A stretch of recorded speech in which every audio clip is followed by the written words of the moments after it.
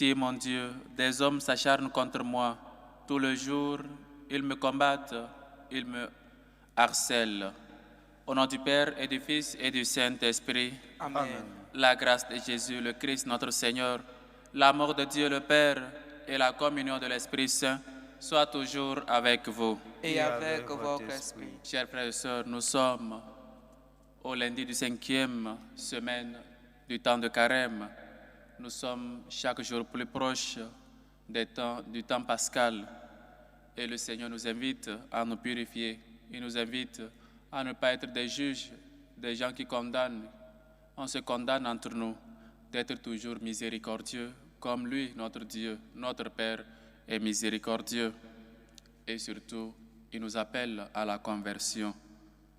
Chers frères et sœurs, reconnaissons nos pécheurs et demandons humblement pardon à Dieu. Je confesse à Dieu Tout-Puissant, je reconnais devant vous, frères et sœurs, que j'ai péché en pensée, en parole, par action et par omission. Oui, j'ai vraiment péché. C'est pourquoi je supplie la bienheureuse Vierge Marie, les anges et tous les saints, et vous aussi, frères et sœurs, de prier pour moi, le Seigneur notre Dieu. Que Dieu Tout-Puissant nous fasse miséricorde, qu'il nous pardonne nos péchés et nous conduise à la vie éternelle. Amen. Seigneur, prends pitié. Seigneur, prends pitié. Ô Christ, prends pitié. Ô Christ, prends pitié. Seigneur, prends pitié. Seigneur, prends pitié. Prions le Seigneur. Seigneur Dieu, tu nous combles de toute bénédiction par la richesse inexprimable de ta grâce. Fais-nous passer de ce qui ne peut que vieillir à ce qui est nouveau, et nous serons préparés à la gloire du royaume des cieux. Par Jésus, le Christ, notre Seigneur. Amen. Lecture du livre du prophète Daniel. En ces jours-là, le peuple venait de condamner à mort Suzanne.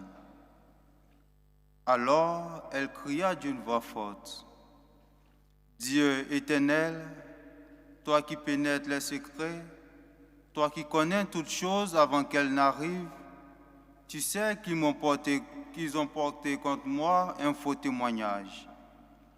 Voici que je vais mourir, sans avoir rien fait de tout ce que leur méchanceté a imaginé contre moi. » Le Seigneur entendit sa voix. Comme on la conduisait à la mort, Dieu éveilla l'esprit de sainteté chez un tout jeune garçon nommé Daniel, qui se mit à crier d'une voix forte. « Je suis innocent de la mort de cette femme. » Tout le peuple se tourna vers lui et on lui demanda, « Que signifie cette parole que tu as prononcée ?» Alors, debout au milieu du peuple, il leur dit, « Fils d'Israël, vous êtes donc fous, sans interrogatoire, sans rechercher la vérité, vous avez condamné une fille d'Israël. Revenez au tribunal, car ces gens-là ont porté contre elle un faux témoignage. » Tout le peuple revint donc en hâte, et le collège des anciens dit à Daniel, « Viens siéger au milieu de nous et donne-nous des explications, car Dieu a déjà fait de toi un ancien. » Et Daniel leur dit, « Séparez-les bien l'un de l'autre, je vais les interroger. » Quand on les eut séparés, Daniel appela le premier et lui dit, « Toi qui as veillé dans le mal, tu portes maintenant le poids des péchés que tu as commis autrefois en jugeant injustement. Tu condamnais les innocents et tu acquittais le coupable, alors que le Seigneur a dit, « Tu ne feras pas mourir l'innocent et le juste. » Eh bien, si réellement tu as vu cette femme, dis-nous sous quel arbre tu les as vus se donner l'un à l'autre. Il répondit, sous un sycomore. Daniel dit, voilà justement un mensonge qui te condamne. L'ange de Dieu a reçu un ordre de Dieu et il va te mettre à mort. Daniel le renvoya, fit amener l'autre et lui dit, tu es de la race de Canaan et non de Juda. La beauté t'a dévoyé et le désir a perverti ton cœur. C'est ainsi que vous traitiez les jeunes filles d'Israël, et par crainte, elles se donnaient à vous. Mais une fille de Juda n'a pu consentir à votre crime. Dis-moi donc, sous quel arbre tu les as vus se donner l'un à l'autre? Il répondit, sous un châtaignier. Daniel lui dit, toi aussi, voilà justement un mensonge qui te condamne. L'ange de Dieu attend, l'épée à la main pour te châtier et vous faire exterminer. Alors, toute l'assemblée poussa une grande clameur et bénit Dieu qui sauve ceux qui espèrent en lui. Puis, elle se retourna contre les deux anciens que Daniel avait convaincus de faux témoignages par leur propre bouche. Conformément à la loi de Moïse, on leur fit subir la peine que leur méchanceté avait imaginée contre leur prochain. On les mit à mort. Et ce jour-là, une vie innocente fut épargnée. Parole du Seigneur. Nous rendons grâce Grâce à Dieu. Si je traverse les ravins de la mort, je ne crains aucun mal, car tu es avec moi, Seigneur. Si Je traverse les ravins de la mort, je ne crains aucun mal, car tu es avec moi, Seigneur. Le Seigneur est mon berger, je ne manque de rien. Sur des prés d'herbes fraîches, il me fait reposer. Si je traverse les ravins de la mort, je ne crains aucun mal, car tu es avec moi, Seigneur. Il me mène vers les eaux tranquilles et me fait revivre. Il me conduit par le juste chemin pour l'honneur de son nom. Si Je traverse les ravins de la mort, je ne crains aucun mal, car tu es avec moi, Seigneur. Si je traverse les ravins de la mort, je ne crains aucun mal, car tu es avec moi. Ton bâton me guide et me rassure. Si je traverse les ravins de la mort, je ne crains aucun mal, car tu es avec moi, Seigneur. Tu prépares la table pour moi devant mes ennemis. Tu répands le parfum sur ma tête. Ma coupe est débordante. Si je traverse les ravins de la mort, je ne crains aucun mal, car tu es avec moi, Seigneur. Grâce et bonheur m'accompagnent tous les jours de ma vie. J'habiterai la maison du Seigneur pour la durée de mes jours. Si je traverse les ravins de la mort, je ne crains aucun mal, car tu es avec moi, Seigneur.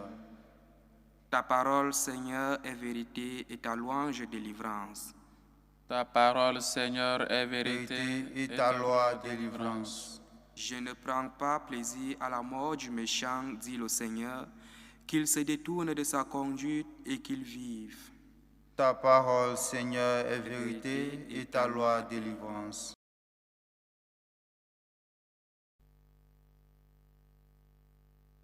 Le Seigneur soit avec vous. Et avec votre esprit. Évangile de Jésus-Christ selon Saint Jean. Gloire à toi, Seigneur. Jean chapitre 8, versets 1 à 11. En ce temps-là, Jésus s'en alla au mont des Oliviers. Dès l'aurore, il retourna au temple. Comme tout le peuple venait à lui, il s'assit et se mit à enseigner. Les scribes et les pharisiens lui amenèrent une femme qu'on avait surprise en situation d'adultère. Ils la mettent au milieu et disent à Jésus, « Maître, cette femme a été surprise en flagrant délit d'adultère. Or, dans la loi, Moïse nous a ordonné de lapider ces femmes-là. Et toi, que dis-tu? Il parlait ainsi pour le mettre à l'épreuve, afin de pouvoir l'accuser. Mais Jésus s'était baissé, et du doigt, il écrivait sur la terre. Comme on persistait à l'interroger, il se redressa et leur dit, « Celui d'entre vous qui est sans péché, qu'il soit le premier à lui jeter une pierre. » Il se baissa de nouveau et il écrivait sur la terre. Eux, après avoir entendu cela, s'en allaient un par un, en commençant par les plus âgés. Jésus resta seul avec la femme, toujours là au milieu. Il se redressa et lui demanda, « Femme, où sont-ils donc? Personne ne t'a condamné? » Elle répondit, « Personne, Seigneur. » Et Jésus lui dit, « Moi non plus, je ne te condamne pas. Va et désormais ne pêche plus. »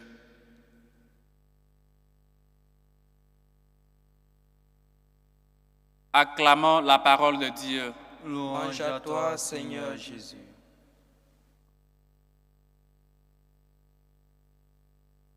Chers frères et sœurs, notre Dieu est un Dieu de pardon, un Dieu de miséricorde, un Dieu miséricordieux.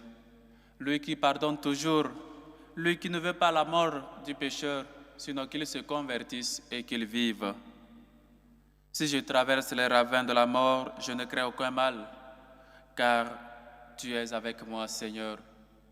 Chers frères et sœurs, le Seigneur est notre juge, il est notre défenseur, il est notre avocat, il est celui qui toujours nous protège et à la fois il nous demande, lui qui ne veut pas la mort du pécheur, il nous demande seulement une conversion, une véritable conversion. Chers frères et sœurs, on ne peut pas terminer le temps de carême sans se confesser. On ne peut pas terminer le temps de carême sans revenir vers Dieu. En cela consiste le carême, à revenir vers Dieu. Le carême, c'est faire le chemin qu'a fait l'enfant prodige. Il était conscient de son péché, il était conscient de sa faute et il a pris la décision, la ferme décision de revenir vers Dieu, dans la maison de Dieu, son Père. Et son Père l'attend les bras ouverts. Son Père miséricordieux l'attend toujours. Et donc, chers frères et sœurs, il nous reste seulement peu de temps. Dans 2 semaines, nous allons célébrer la Pâque. Et donc, nous sommes déjà au bout de ce temps-là. Et c'est aussi le temps qu'on puisse au moins savoir, soit méditer, comment nous avons vécu ce temps de carême. Si nous avons lutté pour revenir vers Dieu, ou nous avons persisté dans nos péchés, ou nous avons persisté dans nos mal, ou nous avons persisté dans notre égoïsme. Et il est ici question, chers frères et sœurs, d'un Dieu miséricordieux. Comme nous sommes toujours des avocats, nous sommes toujours, des juges qui ne jugent même pas, qui condamnent les uns et les autres par leurs fautes. Des gens qui sont incapables de voir leur faute, la faute en eux-mêmes, mais toujours attentifs à ce que les autres vont faire, aux œuvres des uns et des autres. Nous sommes toujours prêts à critiquer nos voisins, à critiquer nos collègues de travail, à toujours critiquer peut-être les prêtres, les séminaristes. Tout ce qui passe devant nous, nous avons à critiquer. Voilà des gens qui amènent une femme surprise en adultère. Ce n'est pas dit que ce n'est pas un péché, c'est vrai, c'est un péché. Ils amènent maintenant la femme devant Jésus pour que lui aussi donne son verdict, lui aussi puisse juger. Voilà la loi de Moïse qui demande de lapider cette femme. Et Jésus, que dis-tu? Mais, chers frères et sœurs, nous oublions parfois quelque chose de très important. Nous oublions que Jésus lui-même nous a dit, c'est bien la correction fraternelle, c'est bien de corriger les uns et les autres, mais ce n'est pas bien de les condamner, de les juger. On peut peut-être juger l'acte, l'action, mais la personne non. Et aussi, savoir se regarder soi-même, savoir se nettoyer soi-même afin de bien voir les autres.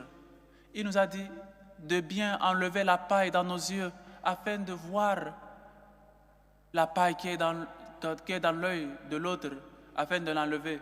Comment donc on peut dire à son voisin, laisse que je t'enlève la paille qui est dans tes yeux, si nous-mêmes, on n'arrive même pas à voir que nous ne voyons pas bien, à voir que nous avons nous aussi une paille plus grande, plus grosse que celui que nous voulons enlever dans l'œil de l'autre. Nous sommes toujours prêts à regarder, à analyser avec des loupes, avec je ne sais pas quoi, les erreurs des autres. Mais nous, notre erreur, il faut toujours la cacher. Nous, on est toujours des saints, des 3 fois saints. Ce n'est pas vrai. Et le Seigneur leur dit, celui qui est sans péché, qu'il jette la première pierre. Celui qui est sans péché, qu'il jette la première pierre. Qui d'entre nous peut dire qu'il est sans péché? Qui d'entre nous peut monter à la montagne du Seigneur? Et le truc le dit, celui dont les mains sont pures, le cœur est pur et les mains innocentes. Qui peut donc monter sur la montagne du Seigneur, chers frères et sœurs? Pourquoi donc nous sommes capables de voir le péché, le mal des autres et nous sommes incapables de voir ce que nous faisons de mal? Pourquoi donc nous avons toujours ce regard toujours posé sur les autres? Voilà hier Jésus qui nous parlait, qui appelait Lazare de sortir de son tombeau, de sortir de son péché. Il nous appelle à sortir en ce temps de carême, de sortir de nos péchés et toujours le suivre. Il dit, Moïse nous a demandé de lapider cette femme-là. Et toi, que dis-tu? Et rappelons-nous très bien que Jésus a dit, je ne suis pas venu pour les bien portants, mais pour les malades. Je ne suis pas venu pour les saints, mais pour les pécheurs, pour les appeler à la conversion. Convertissez-vous, car le royaume des cieux est tout proche. Lui ne nous condamne pas, chers frères et sœurs, mais il ne nous invite pas à continuer dans le péché, à continuer dans le mal, mais il nous fait savoir, prendre conscience de notre péché, de demander pardon, de nous laver, de nous purifier en lui qui est la source d'eau vive et de revenir toujours vers lui. Il pardonne. Il dit, celui qui est sans péché, qu'il jette la première pierre. Et les gens ont commencé par s'en aller. Et l'Évangile nous dit, ils ont commencé par les vieilles personnes, les plus vieux, s'en sont allés les premiers. Plus on est grand, plus on perd l'innocence, plus on est dans le péché. Et donc, chers frères et sœurs, nous sommes invités tous en ce temps de carême qui reste, les 2 semaines qui restent, à nous purifier, à vraiment prendre conscience, à vraiment entrer en soi-même et voir le péché qui habite en nous. Le péché qui est peut-être difficile que nous puissions l'éviter et de toujours compter avec Dieu, de toujours s'appuyer sur lui.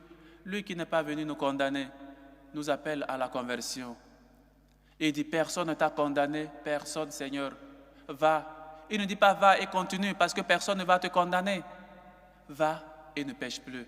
Voilà l'appel de Dieu. Voilà à ce que Dieu est venu. Pour que nous qui sommes pécheurs, nous qui sommes sur le fardeau du péché, nous puissions nous convertir, une vraie conversion, une vraie adhésion à lui et que nous puissions toujours revenir vers lui, revenir vers celui qui est la lumière du monde, revenir grâce à nos œuvres, grâce à notre conscience et toujours grâce à peut-être notre reconnaissance que nous sommes pécheurs. C'est pourquoi au début de chaque Eucharistie, on demande toujours pardon à Dieu pour nos fautes, pour nos manquements. Personne d'entre nous peut dire qu'il est sans péché, pourvu qu'il y ait des gens sans péché.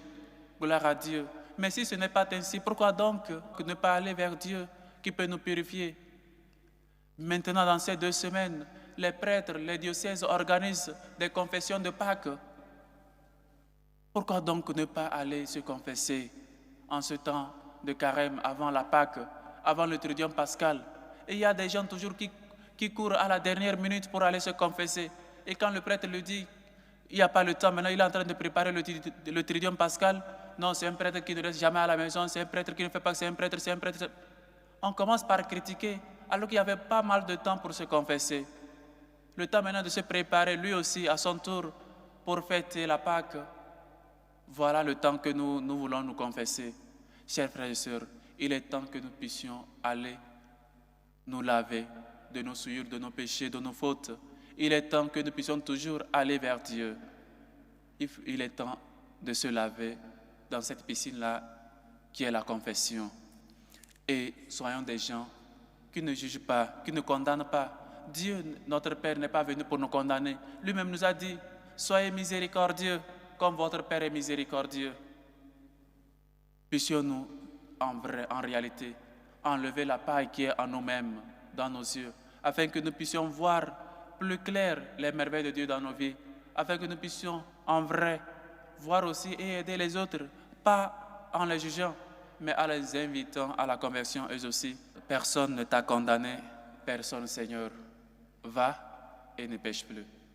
Dieu ne veut pas la mort du pécheur, il veut qu'il se convertisse, il veut qu'il renonce à son péché, renonce à ses mauvais actes, renonce à ses jugements, à ses critiques, renonce au péché.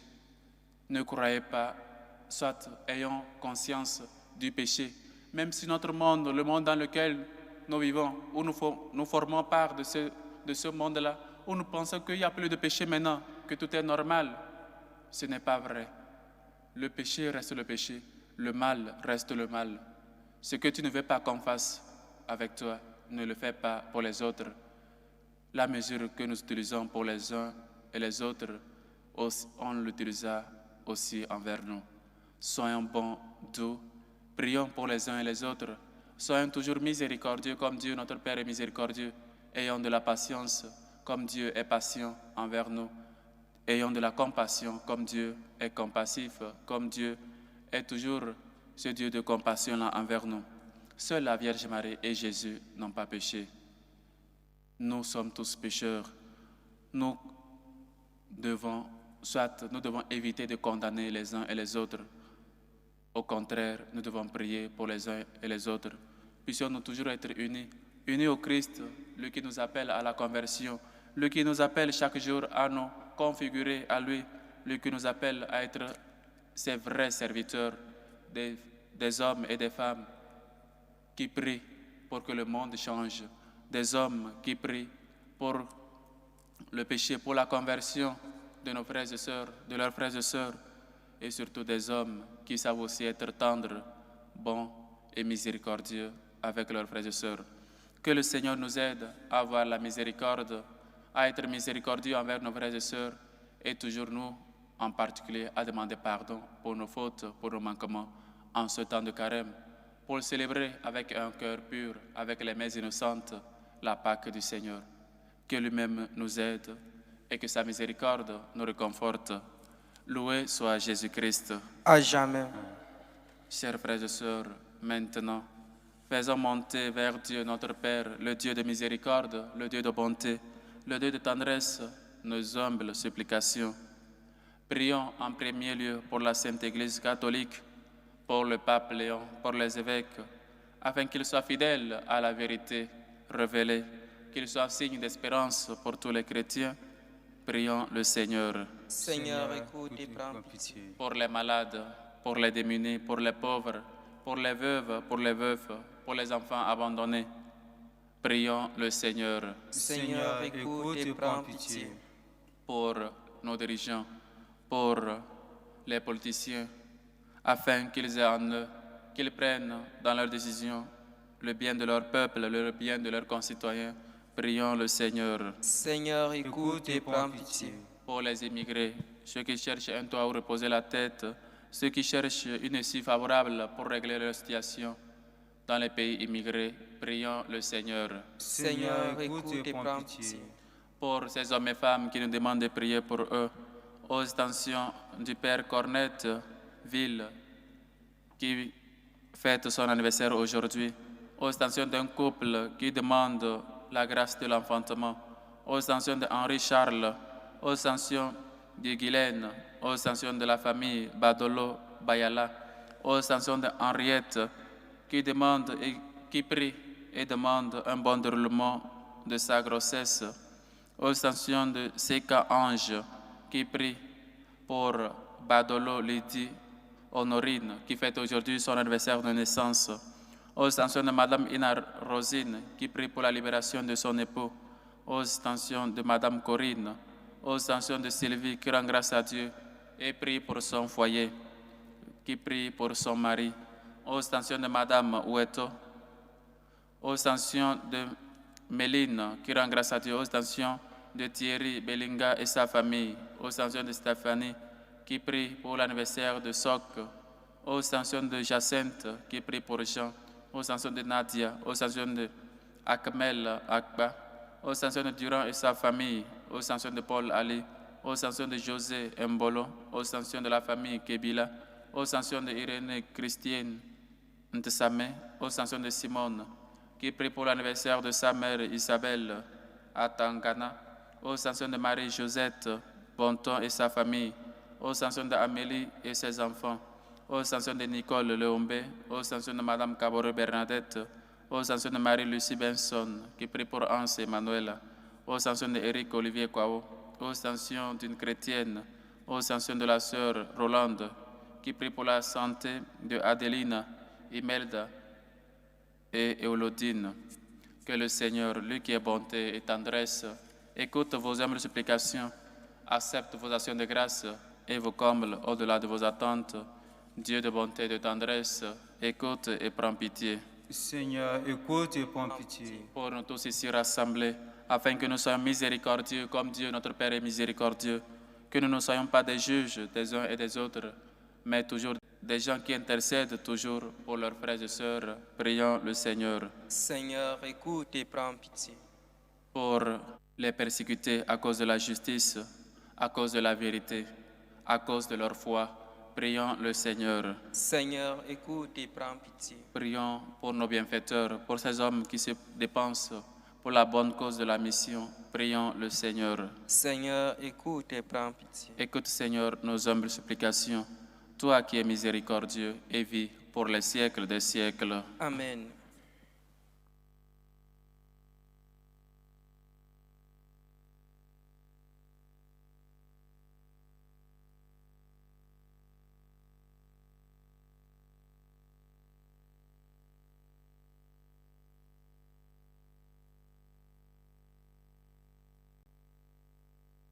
Tu es béni, Seigneur, Dieu de l'univers. Nous avons reçu de ta bonté le pain que nous te présentons, fruit de la terre et du travail des hommes. Il deviendra pour nous le pain de la vie. Béni soit Dieu maintenant et toujours.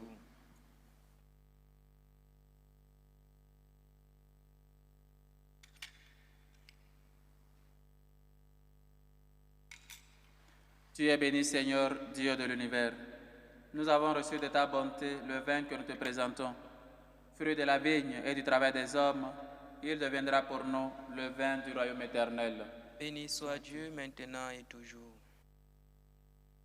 Priez, frères et sœurs, que mon sacrifice qui est aussi le vôtre soit agréable à Dieu le Père Tout-Puissant.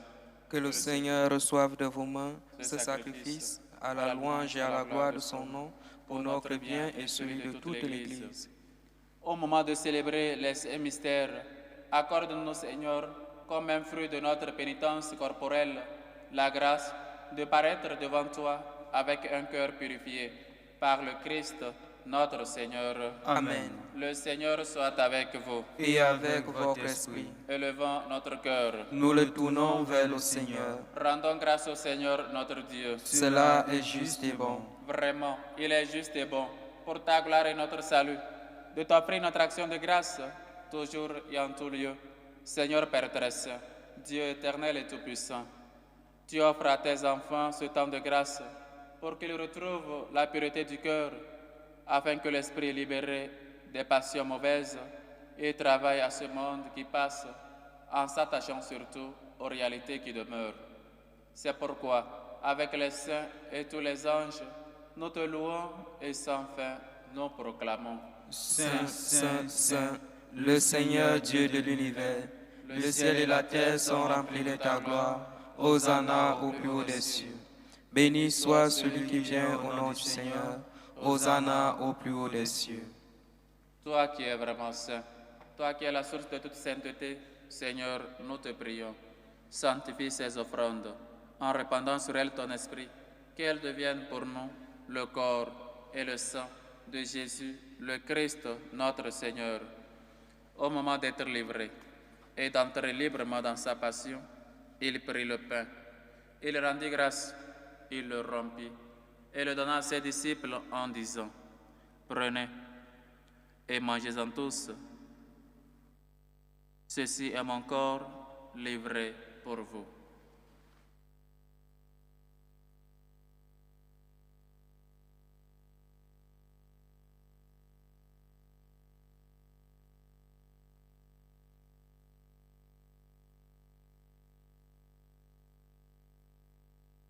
De même, après le repas, il prit la coupe.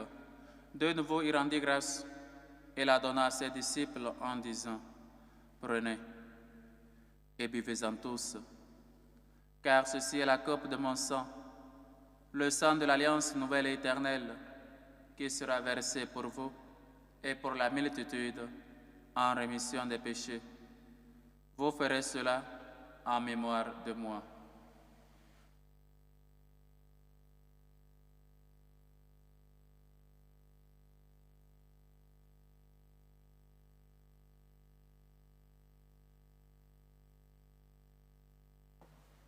Il est grand, le mystère de la foi. Nous annonçons ta mort, Seigneur Jésus, nous proclamons ta résurrection et nous attendons ta venue dans la gloire. En faisant ainsi mémoire de la mort et de la résurrection de ton Fils, nous t'offrons, Seigneur, le pain de la vie et la coupe du salut, et nous te rendons grâce, car tu nous as estimés dignes de nous tenir devant toi pour te servir. Humblement, nous te demandons qu'en ayant part au corps et au sang du Christ, nous soyons rassemblés par l'Esprit Saint en un seul corps. Souviens-toi, Seigneur, de ton Église, répandue à travers le monde. Fais-la grandir dans ta charité, en union avec notre pape Léon, notre évêque José, et tous les évêques, les prêtres et les diacres. Souviens-toi aussi de nos frères et sœurs qui sont endormis dans l'espérance de la résurrection. Et souviens-toi, dans ta miséricorde, de tous les défunts. Souviens-toi de Nato Charlotte, de Marc-Paul Lawson, de Logosul Lucia, de Fabrice Mbembi, de Maurice Aiwanou, de Antoine Gando, de Pascal Tonunji, de Alphonse Gando, de Eugène Miamona, de Thérèse Ndanga, de Odette Bikunta, de Gabriel Beda, de Marine Niali, de Martine Kitolote, de Maurice Kitolote, de Lisa Kota, de Paul Nguesson, d'Elisabeth Chona, de Cécile Nguesson, de Jean-Paul Ndongo, les défunts des familles Nikiema, Beda, Miamona, Woodcock. Accueille-les dans la lumière de ton visage. Sur nous tous sans fin, nous implorons ta bonté. Permets qu'avec la Vierge Marie, la bienheureuse Mère de Dieu, avec Saint Joseph son époux, les apôtres et tous les saints qui ont fait ta joie au long des âges, nous ayons part à la vie éternelle et que nous chantions ta louange et ta gloire par ton Fils, Jésus le Christ. Par lui, avec lui et en lui, à toi, Dieu le Père Tout-Puissant, dans l'unité du Saint-Esprit, tout honneur et toute gloire pour les siècles des siècles. Amen. Unis dans le même esprit, nous pouvons faire avec confiance la prière que notre Sauveur nous a enseignée. Notre Père qui est aux cieux, Que ton nom soit sanctifié, que ton règne vienne, que ta volonté soit faite sur la terre comme au ciel. Donne-nous aujourd'hui notre pain de ce jour. Pardonne-nous nos offenses, comme nous pardonnons aussi à ceux qui nous ont offensés. Et ne nous laisse pas entrer en tentation, mais délivre-nous du mal.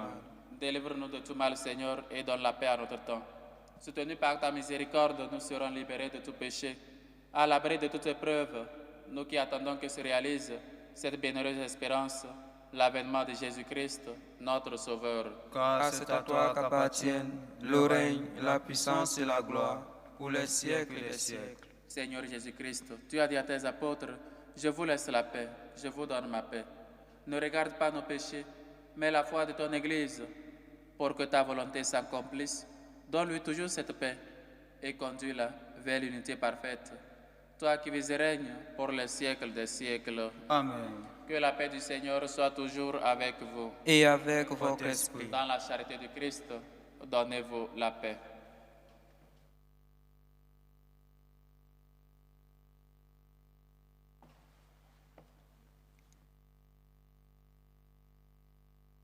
Agneau de Dieu qui enlève les péchés du monde. Prends pitié de nous. Agneau de Dieu qui enlève les péchés du monde. Prends pitié de nous. Agneau de Dieu qui enlève les péchés du monde, donne-nous la paix.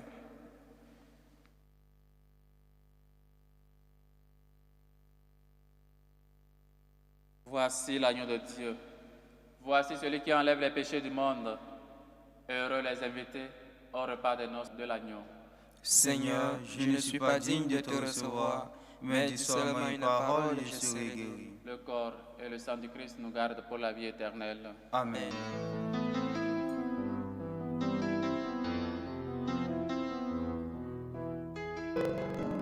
Communion spirituelle.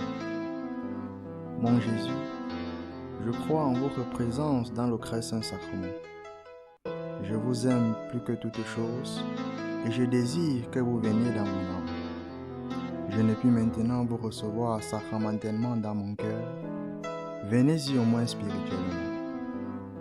Je vous embrasse comme si vous étiez déjà venu et je m'unis à vous tout entier. Ne permettez pas que j'aie jamais le malheur de me séparer de vous. Amen. Méthode de prière des franciscains de Marie. Jésus, je te fais confiance. Je t'aime. Je t'adore. Je te remercie. Je te demande pardon. Je te demande les grâces. Je m'offre à toi comme Marie. Amen.